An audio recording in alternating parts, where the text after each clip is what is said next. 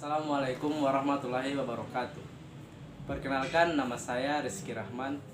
Saya dari Fakultas Ilmu Sosial, Prodi Pendidikan Pancasila dan Kewarganegaraan, jurusan Ilmu Hukum dan Kemasyarakatan.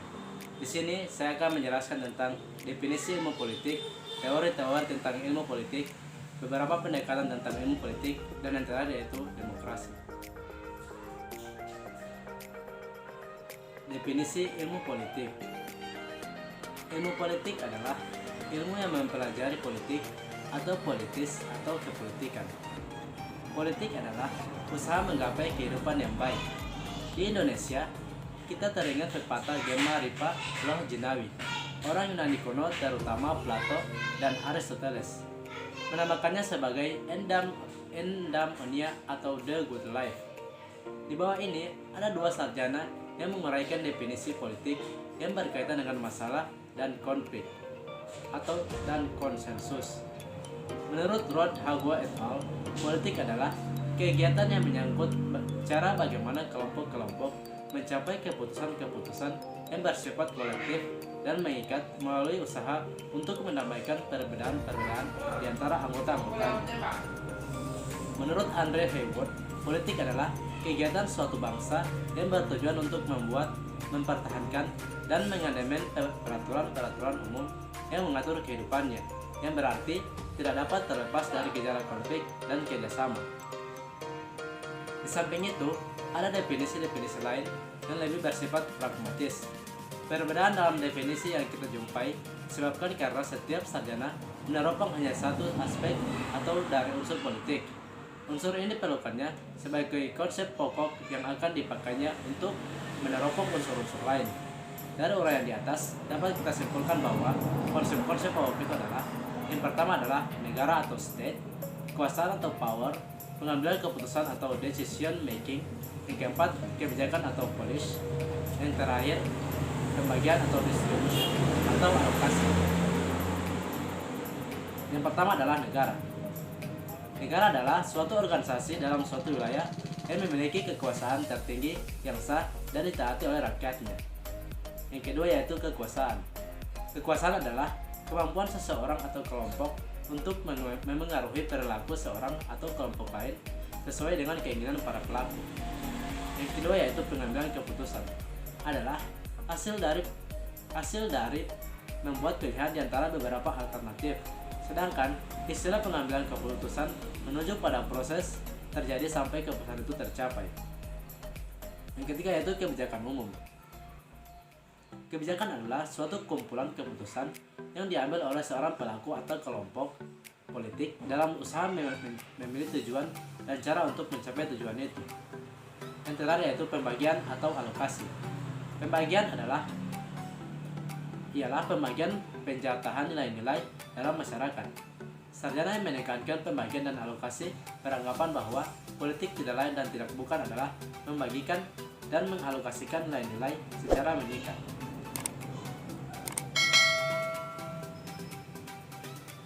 Yang kedua yaitu teori-teori politik. Teori adalah generalisasi yang abstrak mengenai beberapa fenomena. Dalam menyusun generalisasi, teori selalu memakai konsep-konsep. Konsep lahir dalam pikiran manusia dan karena itu bersifat abstrak. Sekalipun fakta-fakta dapat dipakai sebagai batu loncatan. Menurut Thomas P. Jenkins dalam Study of Political Theory 1, dapat dibedakan dua macam teori politik. Sekalipun perbedaan antara kedua kelompok teori tidak bersifat mutlak.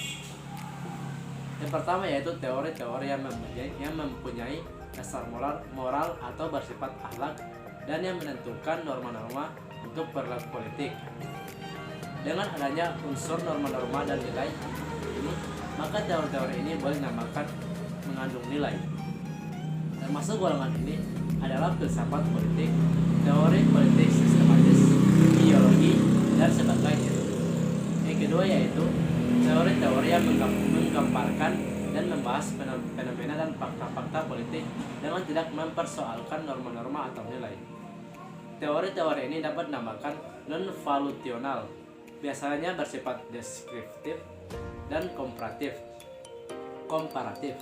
Teori ini berusaha untuk membahas fakta-fakta kehidupan politik sedemikian rupa sehingga dapat disistematisir dan disimpulkan dalam generalisasi.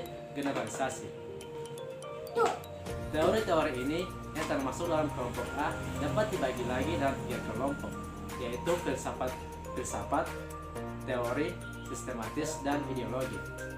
Yang pertama yaitu filsafat politik. Filsafat politik mencari penjelasan yang berdasarkan rasio.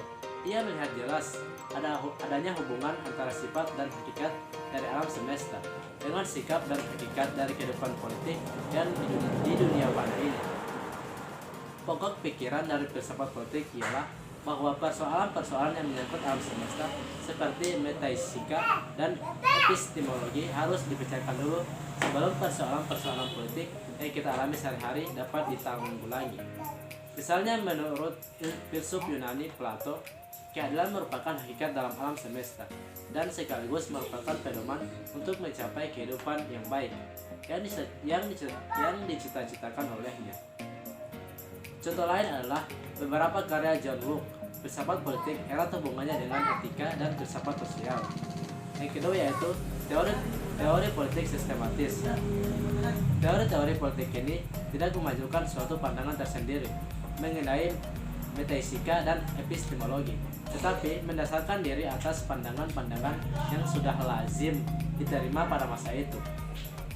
Jadi, ia tidak menjelaskan asal-usul atau cara lahirnya norma-norma, tetapi hanya untuk merealisasikan norma-norma itu dalam suatu program politik. Yang ketiga yaitu ideologi politik. Ideologi politik adalah himpunan nilai-nilai, ide atau norma-norma kepercayaan atau keyakinan suatu yang dimiliki oleh seseorang atau sekelompok orang atas dasar mana ia menentukan sikap terhadap kejadian dan problematika politik yang dihadapinya dan menentukan perilaku politik. Yang ketiga yaitu berbagai pendekatan tentang ilmu politik. Pengertian pendekatan legal institusional. Pendekatan legal institusional yang sering dinamakan pendekatan tradisional mulai berkembang pada abad 19 pada masa sebelum Perang Dunia Kedua. Dalam pendekatan ini, negara menjadi fokus pokok, terutama segi konstitusional dan yuridisnya. Bahasan tradisional menyangkut antara lain sifat dari undang-undang dasar, masalah kedaulatan, kedudukan dan kekuasaan formal, serta yuridis dari lembaga kenegaraan seperti parlemen, badan eksekutif, dan badan yudikatif. Dengan demikian, pendekatan tradisional ini mencakup baik unsur legal maupun unsur institusional. Yang kedua yaitu pendekatan perilaku. Pendekatan perilaku timbul dan mulai berkembang di Amerika pada tahun 1950-an sesuai Perang Dunia Kedua. Adapun sebab-sebab kemunculannya adalah sebagai berikut. Yang pertama yaitu sikap deskriptif dari ilmu politik dianggap tidak memuaskan karena tidak realistis dan sangat berbeda dengan kenyataan sehari-hari. Kedua yaitu adanya kekhawatiran bahwa jika ilmu politik tidak maju dengan pesat, ia akan ketinggalan dibanding ilmu-ilmu lainnya seperti sosiologi dengan tokohnya Max Weber dan Talcott Parsons, antropologi dan psikologi. Ketiga yaitu di kalangan pemerintah. Amerika telah muncul keraguan mengenai kemampuan para sarjana ilmu politik untuk menerangkan fenomena politik. Samping itu, pendekatan perilaku menampilkan suatu ciri khas yang revolusioner, yaitu suatu orientasi kuat untuk lebih mengilmiahkan ilmu politik. Orientasi ini mencakup beberapa konsep pokok yang oleh David S. Stone dan Albert Schmidt diuraikan sebagai berikut. Yang pertama yaitu perilaku politik menampilkan keteraturan yang perlu dirumuskan sebagai generalisasi yang kemudian dibuktikan atau diverifikasi kebenarannya.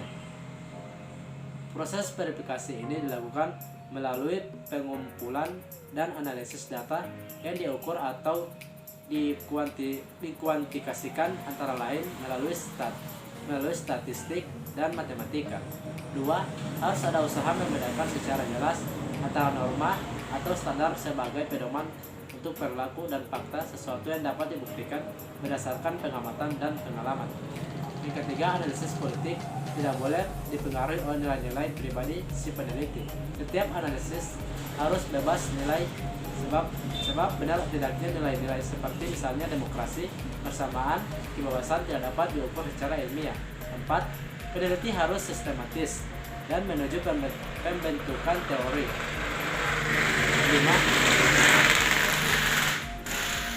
5. Ilmu politik harus bersifat murni. Kajian terhadap untuk penyelesaian masalah dan menyusun rencana perbaikan perlu dihindarkan. Akan tetapi, ilmu politik harus terbuka bagi terintegrasi dengan ilmu-ilmu lainnya.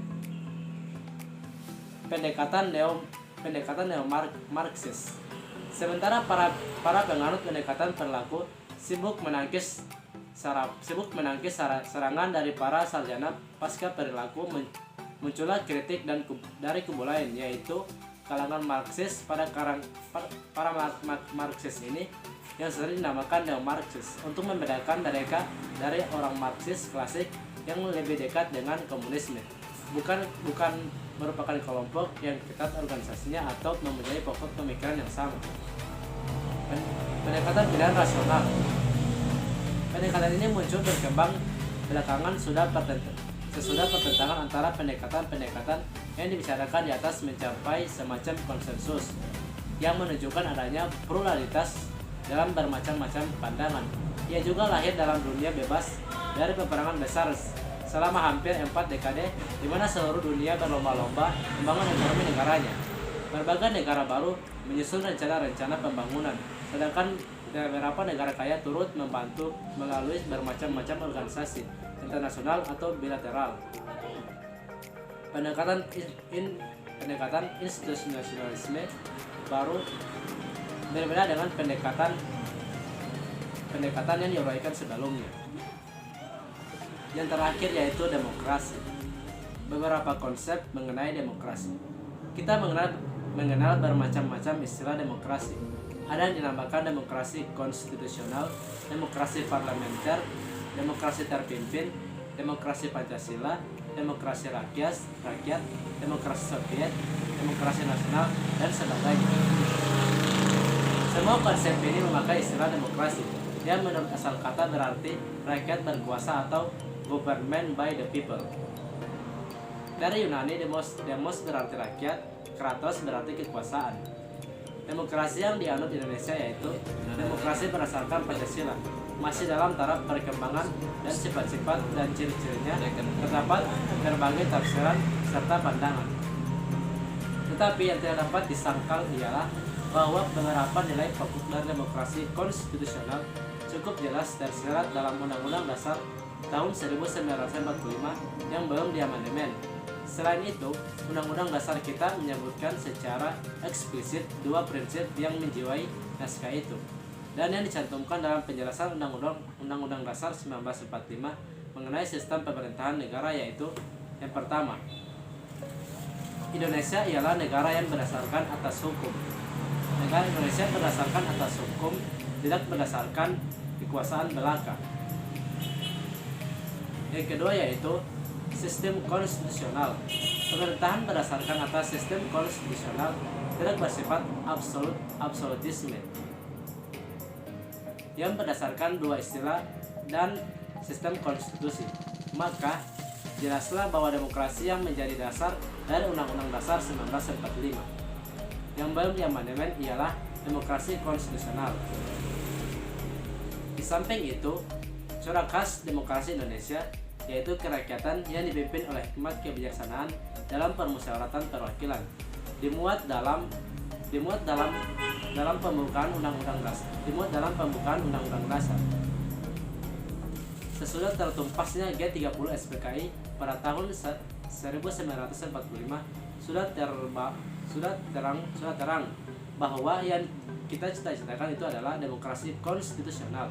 Tapi tidak dapat disangkal bahwa dalam masa demokrasi terpimpin kita sedikit banyak dapat terpengaruh oleh beberapa konsep komunis keihlayan PKI untuk menyusupkan konsep-konsep dari alam pikiran komunisme ke dalam kehidupan politik kita pada masa G30 PKI. Demikianlah penyampaian materi saya tentang definisi-definisi ilmu politik, teori tentang ilmu politik, beberapa pendekatan tentang ilmu politik, dan yang terakhir yaitu demokrasi. Lebih dan kurangnya saya mohon maaf. Wabillahi taufiq wal hidayah. Assalamualaikum warahmatullahi wabarakatuh.